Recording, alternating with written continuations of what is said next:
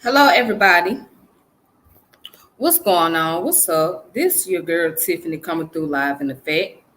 So today I'm going to go on a topic about Robert F. Smith, the billionaire and investor who paid off the student loan debts of Morehouse college students, and also he was recently this year, it was in August, that he was accused of tax evasion.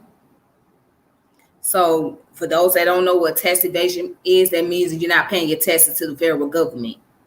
So he owed over $200 million worth of taxes to the federal government, but somehow he had made a deal.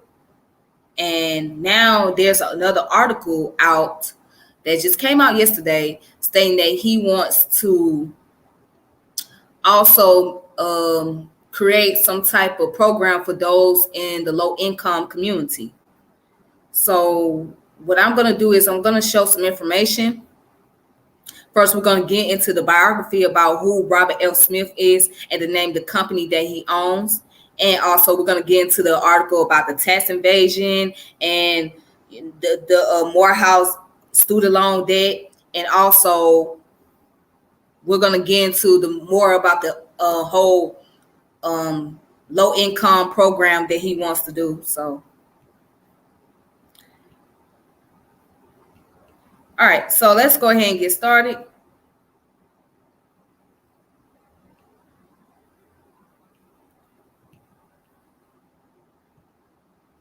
All right, so right here, this is Robert Smith.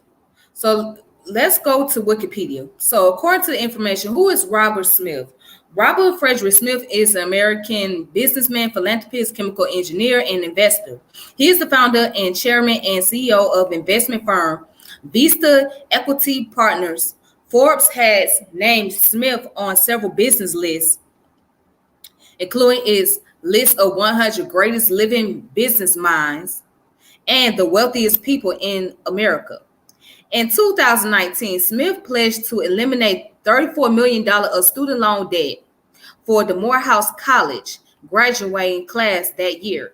For the pledge, he was named Executive of the Year at the 2019 PitchBook Private Equity Awards, which recognize individuals in the private equity industry who have made significant donations. He was also recognized as one of the 50 people who defined 2019 on the Bloomberg 50 list. Smith is included in Time Magazine's 100 Most Influential People of 2020. All right, so let's talk about right there. So, as you can see, he carries many titles. He's an American businessman. He's a philanthropist. He's a chemical engineer and an investor. Now, we're going to talk about his status as a billionaire. He will belong to what you would call the Black elite. Okay.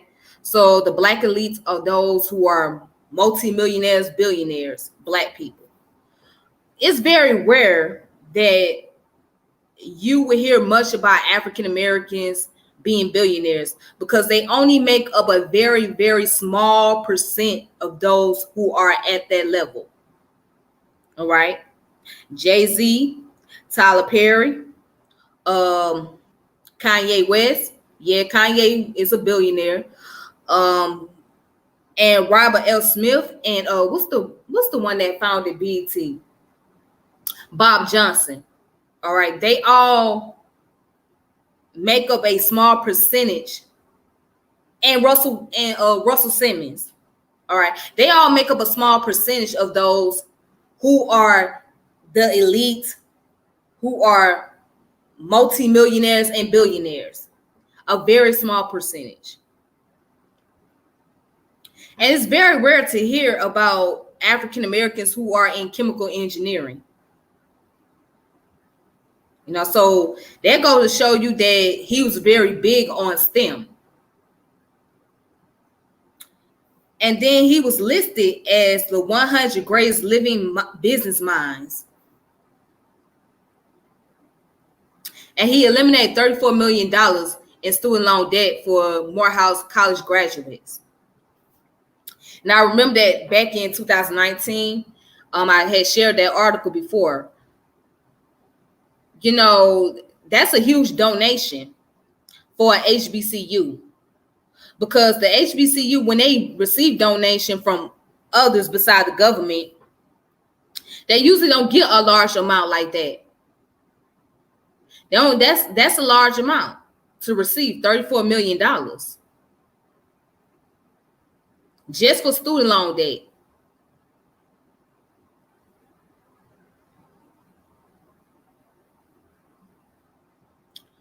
But let's go ahead and let's look furthermore into his life. So I'm going to skip down right here. Smith was born to Dr. William Robert Smith and Dr. Sylvia Myra Smith, who were both school teachers. He grew up in a predominantly African-American middle-class neighborhood in Denver, Colorado. When he was an infant, his mother carried him at the March on Washington, where the Reverend Dr. Martin Luther King Jr. delivered his "I Have a Dream" speech. He attended Carson Elementary School and East High School in Denver. In high school, he applied for an internship at Bell's Lab, but was told the program was intended for college students. Smith persisted, calling each Monday for 5 months. When a student from MIT did not show up, he got the position. And that summer, he developed a reliability test for semiconductors. Smith earned a bachelor's degree in chemical engineering from Cornell University in 1985. At Cornell, he became a brother of the Alpha Phi Alpha. In 1994, he received his Master of Business Administration from Columbia University with concentration in finance and marketing. Now, he received his degree in chemical engineering and received a master's in finance and marketing. Now, he took those degrees and pushed it further to start his own business. Let's look at how he came about with Vista Equity Partners. All right. So right here, in 2000, Smith founded Vista Equity Partners, a private equity and venture capital firm of which he is the principal founder, chairman, and chief executive. As of 2019, Vista Equity Partner was the fourth largest enterprise software company after Microsoft, Oracle, and SAP, including all their holdings. Vista has invested in companies such as Stats, Ping Identity, and Joe. As of 2019, Vista Equity Partners had closed more than $46 billion of funding. In 2016, Smith was named as Private Equity International Game Changer of the Year for his work with Vista. In 2019, PitchBook Private Equity Awards named Vista Equity Partners Deal Maker of the Year. So let's look more about this company that he founded real fast. So as you can see, Vista Equity Partners Management, all right, and it's a private equity. So let's get more into it. It says it is an American investment firm focused on financing and borrowing software, data, and technology enable startup businesses. Vista has invested in hundreds of companies, include Miss, Ping Identity, and Marketo. The company has offices in several cities, including Austin, Texas, New York, and San Francisco, California.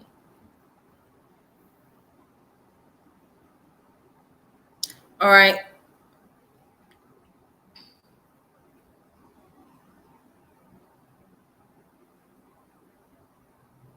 And it goes down and say, as of May of 2020, Vista has had more than $57 billion in capital commitments. In 2020, Vesta joined Diligent Corporation Modern Leadership Initiative and pledged to create 5 new board roles among its portfolio companies for racially diverse candidates.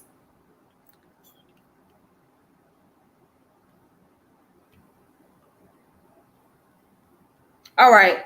So basically, his company is an investment firm that is financing for like software, data, and technology for those who want to start up businesses in that field. So that's what it's really about. And what I read, according to his income, he has generated over $5 billion, and that's how much he's taking home. By the way,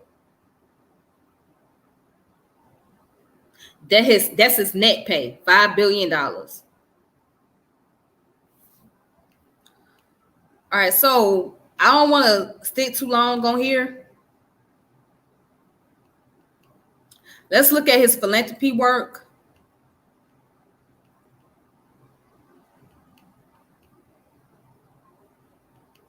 All right, so down here, it goes in May 2019 while at Morehouse College to receive an honorary doctorate and delivering the commencement address. He announced that he and his family would pay off the entire student loan debt of 2019 Morehouse College graduate class of 396 students. He had previously donated $1.5 million to the school in January of 2019 to be used for scholarships in a park. And since in October 2019, Smith received the Carnegie Medal of Philanthropy, which is given to individuals who have donated private wealth to the public. Smith was also inducted in the Texas Business Hall of Fame as a class of 2019 legend. In April 2020, Governor Greg Abbott named Smith to the strike force to open Texas, a group tasked with finding safe and effective ways to slowly reopen the states amid the COVID-19 pandemic. All right, so this man has really put in a lot of work.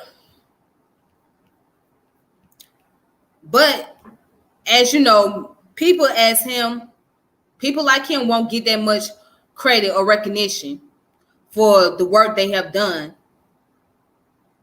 All right. So let's look at the whole situation about the tax evasion.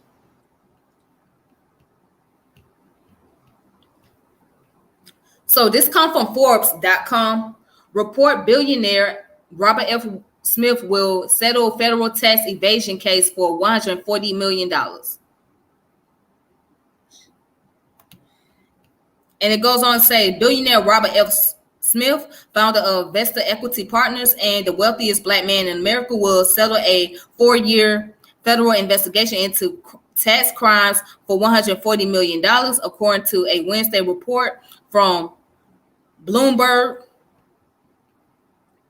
Smith reportedly won't be prosecuted, but as part of the settlement, the billionaire must admit wrongdoing and assist in other federal tax investigation being conducted, according to Bloomberg.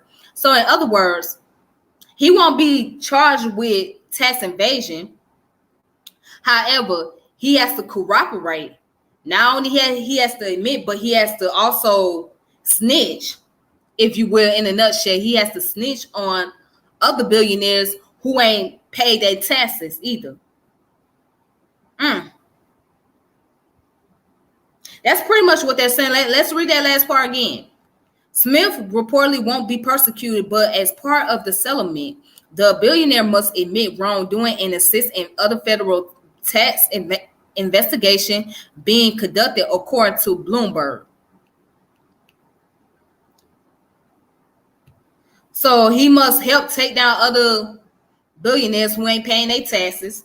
So in other words, if it come to find out that somebody ain't doing it, then he got to snitch. So that's what they want him to do. And you know how others feel about that. You know how people feel when you work with the federal government, try to take somebody else down. You know what they call you, right? In the hood, they call that being a rat. But I think he only doing that to cover his ass. And it says the $140 million figure is reportedly derived from back taxes, penalties, and interest, and could be taken public as soon as Thursday. In August, it was reported that Smith was under investigation by the Justice Department for failing to pay U.S. taxes on around $200 million in assets that moved from Vista's first private equity fund through offshore entities. It says the $200 million was part of $1 billion investment from Robert Bachman, CEO of software company Reynolds and someone who is connected to Smith through various offshore entities, trusts, and foundation. According to the August report, some of the funds were moved to a charity Smith oversaw called Fund 2 Foundation. All right, so it says here, he's worth $5.2 billion. That's Smith's estimate net worth. Okay, so his net worth is how much he's taking home, $5.2 billion. According to Forbes, making him the 125th richest person in the United States. He found investor in 2000, which now has over $50 billion in assets.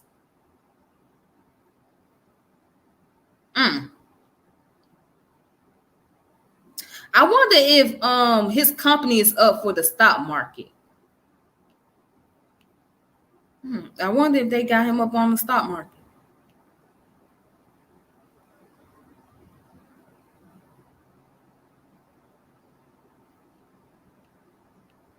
And also says Smith has been noted for his charitable work. In 2017, he became the first Black man to sign the Giving Pledge, committing half of his net worth to cause that support equal opportunities for Black Americans, as well as environmental protection. In 2019, during a commencement speech at Morehouse College, Smith pledged to pay the student debt of the entire graduating class.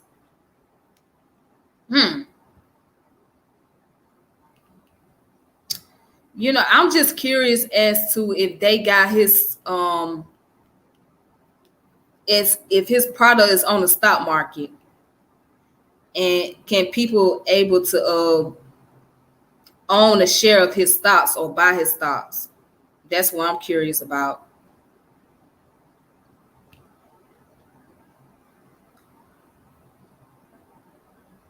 All right, but let's go ahead and look up more information. All right, so right here, this is when he breaks his silence. He says, billionaire Robert Smith breaks silence after tax case. I can learn from my mistakes. All right.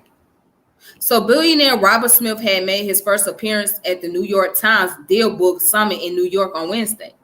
This came out in November 20th, 2020. That's probably about a week or two ago. The heck?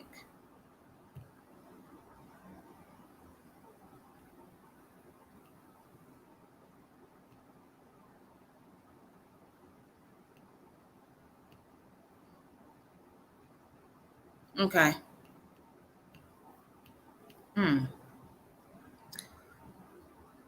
So it says here that he recently agreed to pay $140 million in settlement in investigation into his taxes, opened up to his fellow panelists at the event amid he made a mistake by his failure to file accurate tax returns.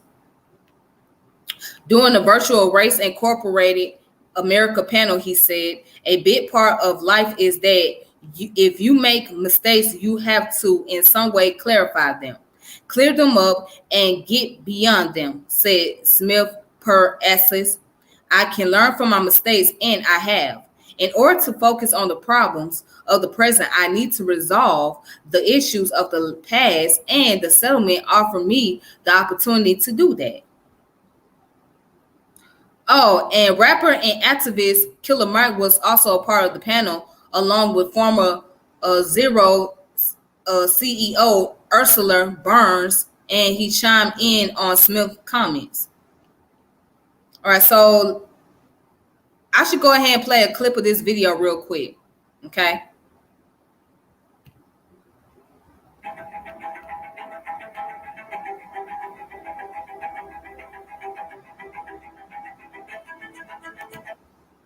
About that and so much more. He has what's called the 2% Solution, and we're going to discuss that as well.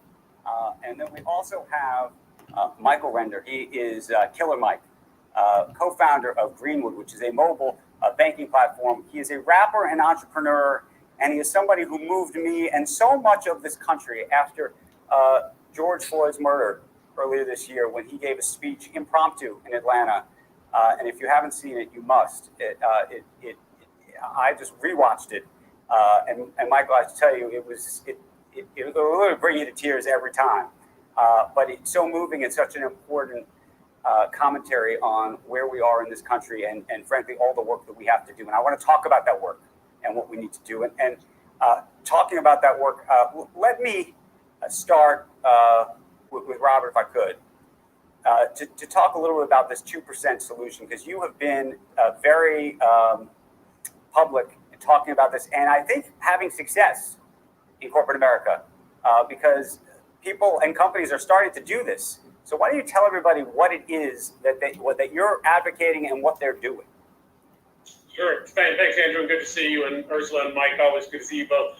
The thing that we have learned is that there has really been a systemic removal of goods and services from the Black community, for generations. And when you start thinking about the irony of it, the opportunity is for corporations to now deliver back into these communities. I'll call it infrastructure for economic development. I think about, most importantly, creating the capital base to permanently close these racial wealth gaps. And really, this 2% solution takes from the tradition among many American families who, on average, donate about 2% of their income to charity. So what we're saying is, let's call upon top U.S. companies across key sectors of the economy to invest 2% of their net income over the next 2 years, aimed at closing these racial wealth gaps. And if you think about it, if you actually take companies that have industry-based initiatives aligned with what they do, you have the ability to drive their best thinking, their best use of their assets and resources to solve some of the problems in areas like modernizing banking systems in African-American communities, eliminating the food deserts in these communities, healthcare deserts, education deserts. And we have the capability, know-how to do it. It's really just a function of now how do you bring capital?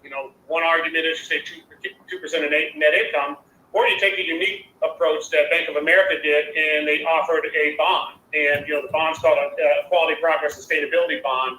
And with these low interest rates, they were able to issue about $2 billion of this bond and actually drive this sort of capital into supply chain finance, affordable housing, deposits, and investments in minority development institutions or depository institutions, and invest in minority VC and PE funds. So if you think about it, it's really turning part of their economic activity into the communities that need it most. And by the way, it's not just a moral imperative, it's an economic one. It'll add $1.5 to $2 trillion to our country's GDP. So that's really, in a nutshell, components of it. And we've been working with everyone from the Business Roundtable, McKinsey, Dell, Microsoft, AT&T, Verizon, a number of partners to now actually start to deliver these solutions in effective instances throughout the communities throughout the U.S. Just to follow up, though, speak to the issue. You just said it. It's not just a moral imperative. It's an economic one. But speak to the economic imperative or the market opportunity, if you will, for the companies that are engaged in this, because this isn't philanthropy. Right. I mean, if you think about it, all Americans really want certain things. African Americans in particular want, really to pursue their dreams without the hindrance of racism. We want to raise our kids safely. We want to send them to great schools. We want our communities to have, opportunities to work, which means in many cases funding entrepreneurs, because that's typically where most of our jobs come from. We want healthcare. We want, great parks and lovely houses and affordable markets and good food. And all of that means if you create the capital inflows into those communities, it becomes utilized effectively. By the way, consumption goes up, lifestyle goes up, and that creates really a call it a virtuous cycle.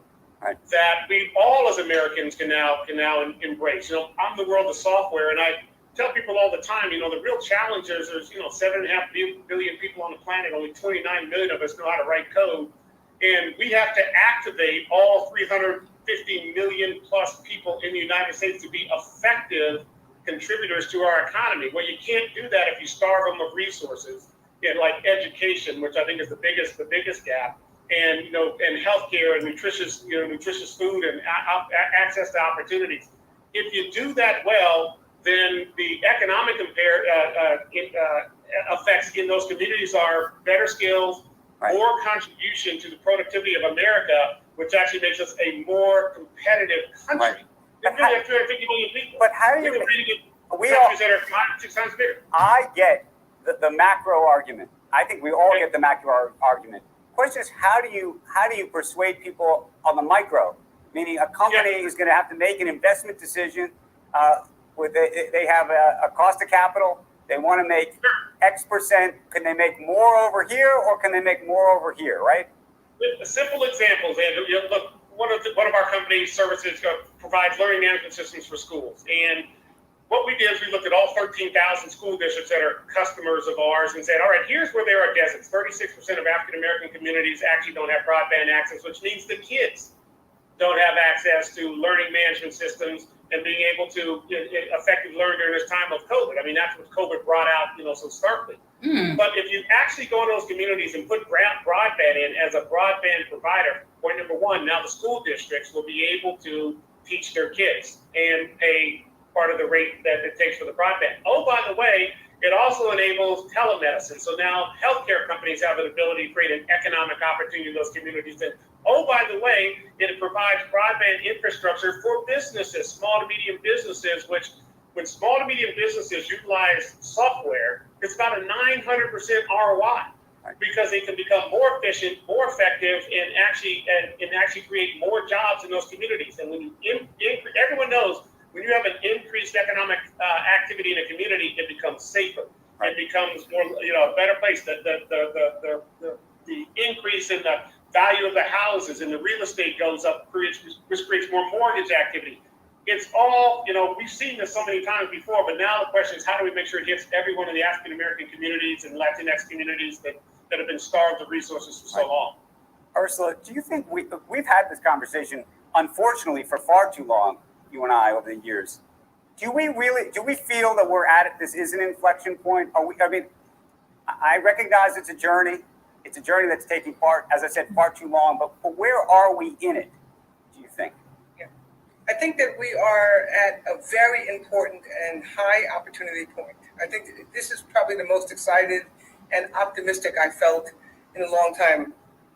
And it comes from some of the worst situations that we have, right? The murder of a man by the police, a pandemic that has literally disrupted the lives of the world, but the poorest people, the people who... I find it pretty interesting what he's speaking about, especially when he targets the STEM, the importance of STEM in the African American community.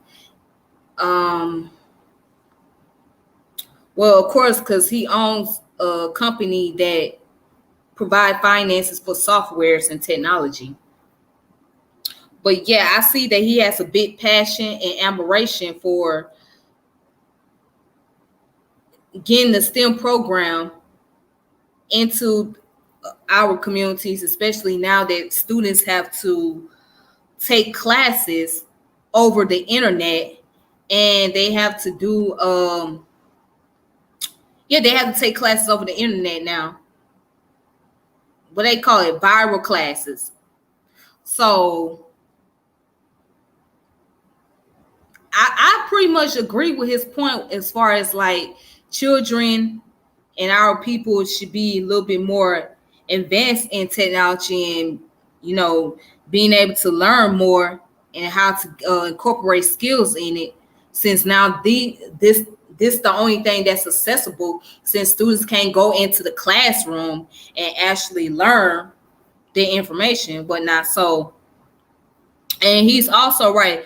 There are those who don't have access to internet because they can't afford it.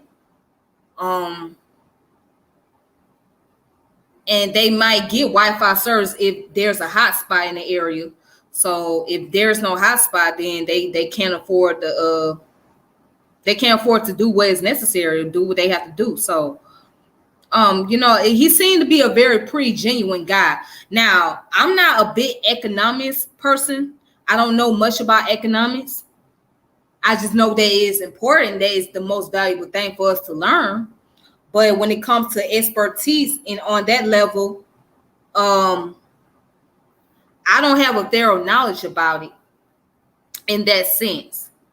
So, but overall, I believe that we should be not, well, let me take that back. We should be financially literate, right? And we should learn some financial discipline as well.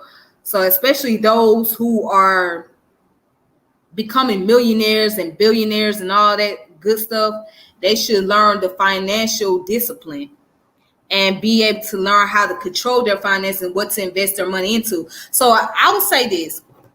He and Byron Allen will be a good example of learning about financial investment and being able to learn how to save your money and all that great stuff. So I think that he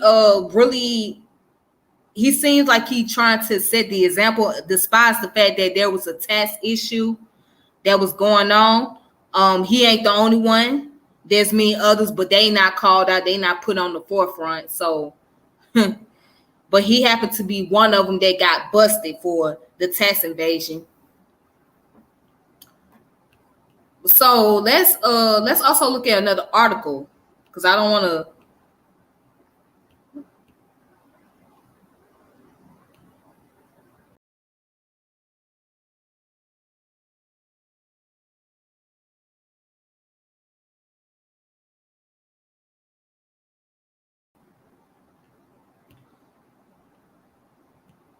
Okay, so let's look at another article that's also dealing with that goes into what I was speaking about earlier. This article is from edsurge.com. Okay. And it says he paid off Morehouse grads debt. Now Robert Smith is trying income-based financing at HBCUs.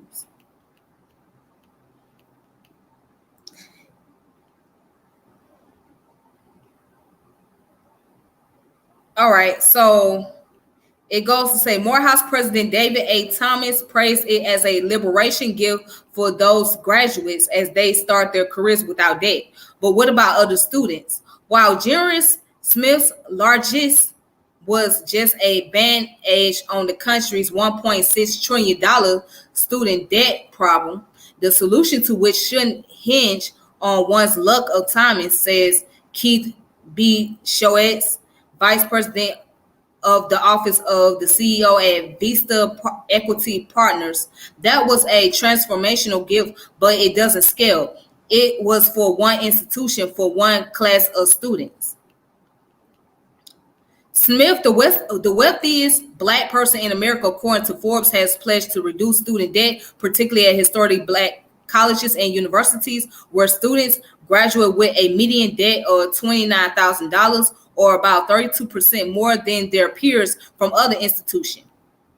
This summer, Smith helped set up the Student Freedom Initiative, a nonprofit that aims to provide financial and career support for HBCU students. And last week, it announced the first non-college that will be part of the program. Claflin University, Clark Atlanta University, Florida A&M University, Hampton University, Morehouse College, Prairie View A&M University, Tougaloo College, Tuskegee University, and Xavier University of Louisiana. All right. SFI is funded by a pair of $50 million contribution, one from Smith personally and another from the Fund to Foundation, where Smith also served as a board president.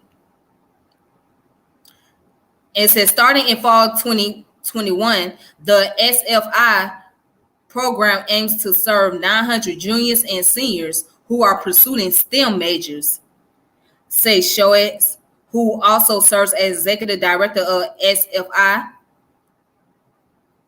which is Student Freedom Initiative. All right. Here are the approved programs at the 9 school. The plan is to eventually scale the number to support 5,000 students each year across all participating colleges. An anchor part of the program is a financing vehicle that SFI officials believe can help alleviate college debt at HBCUs, called an income contingent financing alternative. It allows rising juniors and seniors to borrow up to $20,000 per year after they exhausted federal subsidized and unsubsidized loans, grants, and other scholarships offered by their colleges. And it goes on to say some of the repayment terms are similar to those found in income share agreements. For every $10,000 a student takes out, they agree to pay 2.5% of their salary every month for a set time after they get a job, as long as they are earning at least $30,000. So if they take out the full amount available, $40,000, the monthly payment would be 10% of their income. All repayments go back into the SFI fund to support future students, with the goal of making this a self-sustaining fund.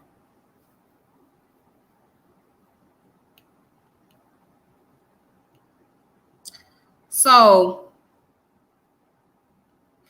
pretty much his program, right, is pretty similar to FAFSA,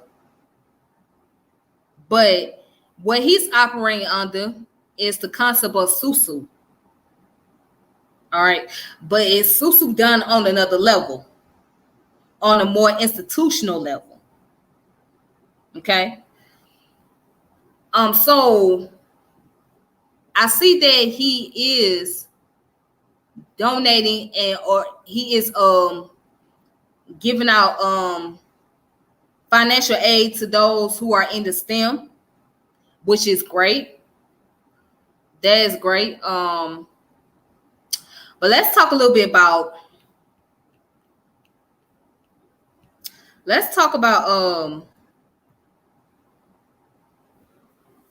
student loans. You know, a majority of those who have PhDs, master degrees, struggling paying their student loans. And yes, it is true that the student loans make up $1.6 trillion in debt because most people cannot pay it off. And then you have people that get the unsubsidized student loan versus the subsidized. Now, the unsubsidized is, let's say, for example, you take out $20,000 in student loan, right? Okay, you take out the $20,000. However, while you're in school, they add interest on your loans. So there is no grace period, okay? Because while you're in school, you're still required to pay those loans. So all they're gonna do is keep adding interest after interest after interest. And then once you come out of school, right, when you graduate, or if you drop out, then that's when you're gonna be hit with more money. So you got the $20,000 plus whatever your interest was over those past years. That's unsubsidized. So unsubsidized, there's no grace period. There's no 6 months grace period. There's no year grace period, none of that. You're going to be charged the moment that you get that loan. Now, with subsidized loan, if you take out $20,000 and you get a subsidized loan, all right, within that 6 months, while you're in school, as long as you're in school, you don't have to pay that loan back. As long as you're in school. And when you're graduating from school, or let's just say you dropped out of college, you don't have to pay that loan for that 6 months. For that 6 months, they don't charge you no interest, no nothing for that 6 months because you're in the grace period. But after that 6 months is up, then that's when you got to pay the loan back. But it's best to pay your loan while you're in school, make payments on it. So by the time by the time your grace period starts, you don't have that much to pay. You can pay the remainder balance off. Or when your grace period ends, you still got a little amount that you owe, plus the interest.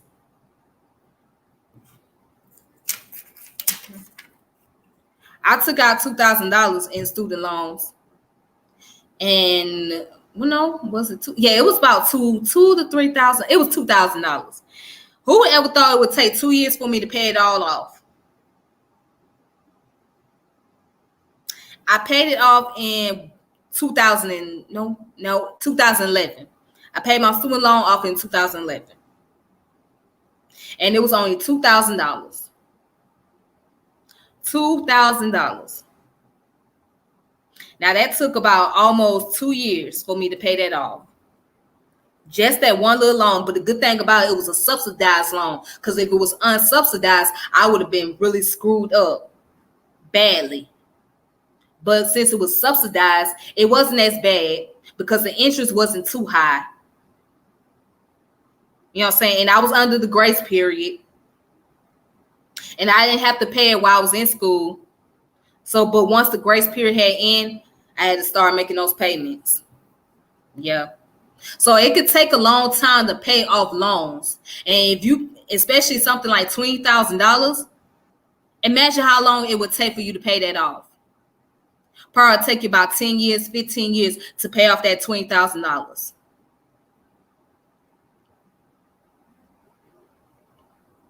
Whereas if you had a $2,000 loan, it probably take you 2 or 3 years just to pay that $2,000 loan.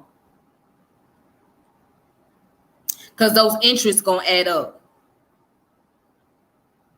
Yep. But anyways, that's all I have to say. And with that being said, I'm logging off. So peace and power elevation. And I'll reconnect later. All right. Deuces. That's it.